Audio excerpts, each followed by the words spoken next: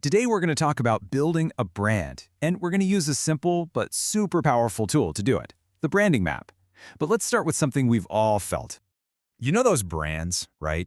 The ones that just feel effortless. They just work.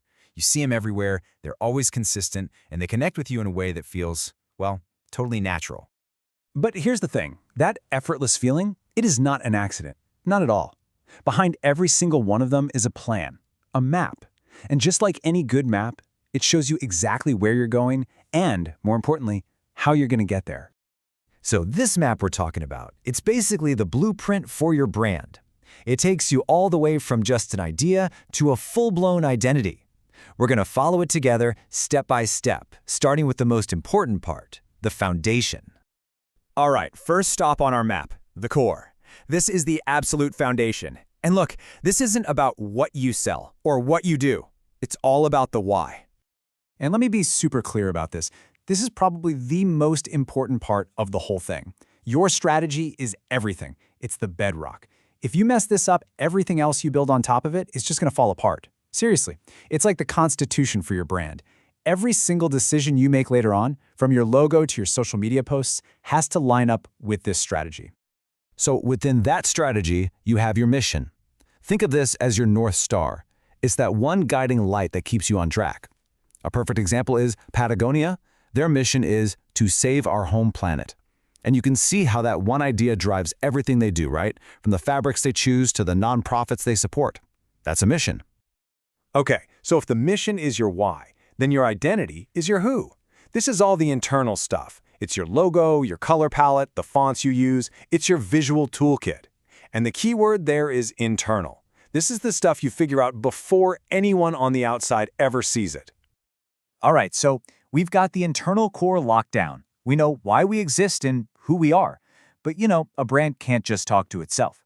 So the next big step on our map is figuring out how we talk to everyone else. It's all about finding our voice. And this is a really important point to get right. Let's break it down. Your identity is internal, right? That's who you are behind the scenes.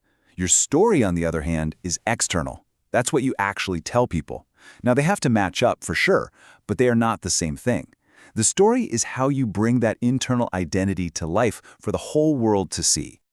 And how do you tell that story? With your voice. Just think about it for a second. Old Spice has that hilarious, kind of ridiculous voice. Then you've got a brand like, say, the Mayo Clinic, which is super authoritative and calm. That voice is their personality. And being consistent with it, that's how you build trust. Okay, we're making progress. We know who we are, we know what we sound like. So, now what? Where do people actually see us? This next part of our map is all about reach, how your brand shows up out there, in the wild. And the number one way people see you is, of course, your logo. Think about the Nike swoosh, the golden arches of McDonald's. It's the perfect visual shortcut. Just one little symbol can say everything about your brand in a split second. And that one little logo, it's got to be a workhorse, because it's going to live everywhere. On your website, all over social media, on t-shirts, mugs, even on boring stuff like invoices and business cards. Every single one of those places is a touch point, and that logo is the glue that holds the whole experience together. Now, when we look at the online world, it's not just about one thing. It's a whole ecosystem. Think of it like this. SEO, that's like the signs on the freeway pointing people your way. Your website, that's your home base, your main hub. Email is your private, direct line to your biggest fans. And your blog is where you really show them what you know, building up that authority. But you can't just stay in your own little digital bubble, right? To really grow, you've got to expand that reach. Social media and ads are how new people find out you even exist. Press and PR, that's how you get that stamp of approval and build credibility. And events, whether they're online or in person, that's where you make those real human connections. Okay, here's another super important difference to understand. You have content and you have engagement. Content is the stuff you make, your blog posts, your videos, your tweets, but engagement, that's the conversation. It's a two-way street. It's the comments, the DMs, the shares, all that feedback. Look, any brand can just shout out content, but a great brand creates engagement. That's how you go from just having an audience to building a real community. So, we've walked through the key parts of our map, right? We've got the core, the voice, and the reach. Now, for the last part, let's zoom all the way out. Let's see how all these pieces fit together to create the complete map, your actual path to growth.